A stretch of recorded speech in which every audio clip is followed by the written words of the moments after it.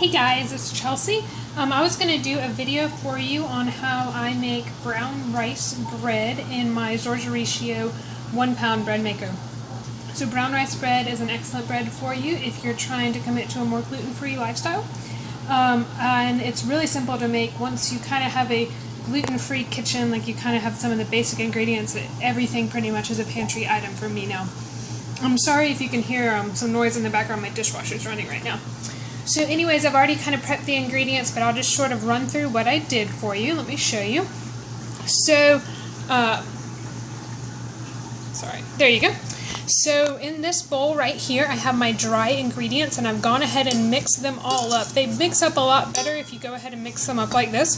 So my dry ingredients are 1/3 a cup brown rice flour, 1/4 a cup cornstarch, 2 tablespoons potato starch, 1/2 teaspoon of salt, and 1.5 teaspoons xanthan gum. And if you've never used some of those ingredients, those are really things that you're going to start using a lot more once you adapt a gluten-free lifestyle. So don't be afraid of them. They're nothing super strange. They're all things you can get pretty much at your normal grocery store. In fact, I like to make my own brown rice flour, which I have a link in this blog post. I have a tutorial on how to do that. It's really easy and it's a lot cheaper than buying it yourself.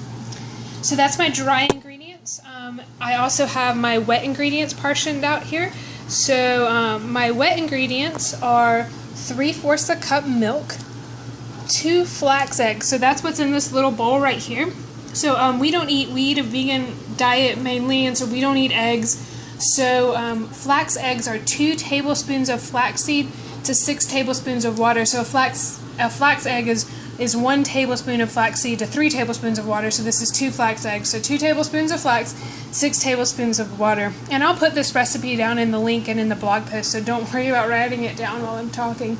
And then also I have 1.5 teaspoons of apple cider vinegar, 2 tablespoons of butter, and 1 tablespoon of maple syrup. So when I make it, what I do is I put all my dry ingredients in a bowl, and I put my wet ingredients in separate, because that's one thing that's really important about bread making, is that you separate your wet and your dry. So I usually put everything but my flax eggs for my wet ingredients in my measuring cup.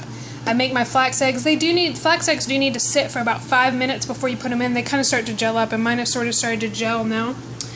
And then I put my dry ingredients separately. So my bread machine, they vary. My bread machine requires you to put your wet ingredients at the bottom, put your dry ingredients on top, and then put your yeast, which that's the last thing I have is my yeast, to put your yeast on top of your dry ingredients. That allows for the yeast to properly mix at the proper time, because it separates the wet and dry. Yeast will activate when it hits the wet, so we want to separate them out. So I'm just going to go ahead here and put in the ingredients. So this is my bread maker. It's a Zorja Ratio, which I'm sure I'm butchering that name. It's a Zorja Ratio 1 pound bread maker. So the first thing I'll do is I plug it in, and once you plug this model in, it just goes ahead and turns on. So you'll see, I'm going to try and zoom in, see if you can see it without too much of a reflection. It's right now set for a cycle that is regular and regular, which is 3 hours and 40 minutes. I really like my bread for gluten-free bread on soft. So for this recipe, I always use soft. So I just hit my mode select twice, which moves it over to soft, and you'll see it's now a 3-hour cycle. Some of my other recipes, like my raisin bread recipe, does require a mix-in. There is a mix-in beep still on this cycle, but this recipe doesn't require any type of mix-in. You put all the ingredients in at the beginning. So it will take 3 hours to make. This does produce bread that is a little it's a little soft. It's not terrible. It's just it is soft in the middle, and I really like that because it takes me a few days to eat a loaf. So I will toast it every morning just to crisp it up. But I like it to be soft because if it starts out already kind of dry, then it gets very crumbly. So I'm going to go ahead and throw these ingredients in just to kind of keep this not too long. So first I'll put my wet ingredients. So I'm going to put pour my milk and other ingredients that were in that measuring cup down in there. And I don't melt my butter before I put it in. Some people do, some people don't, but my blade mixes it up pretty well, so I don't bother to melt it. And I'll put my flax egg. You'll see that it's kind of gelled up now. So I'm going to pour that in there, and sometimes you do have to kind of assist it with a spoon which I might have to sit you down for just a second to do that. You have to assist it with a spoon sometimes because it is really jelly after it's been sitting there for a little while. So I've got that in now, and if you can look right there, you can see kind of the gel-like substance, which kind of reminds me of an egg yolk. So then next I'm going to put in my flour.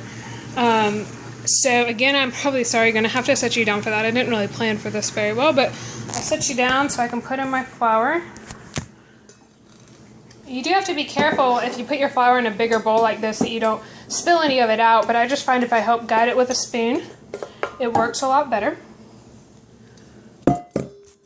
Once you have your flour in there, you're going to want to make sure you cover up all the liquid. So like watch the corners and make sure you get all the liquid covered up.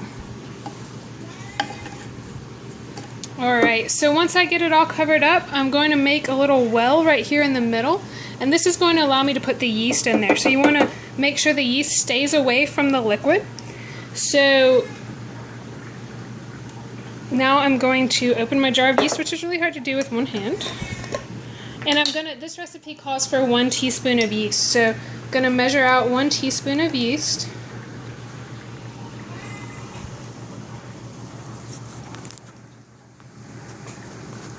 And so now once you have the yeast in there, you're ready to start the bread machine. It's really simple, like I said. So I'm going to close down the lid, and then for mine, all I have to do is hit the start button. Like I said, I had already selected the soft, which is a light crust.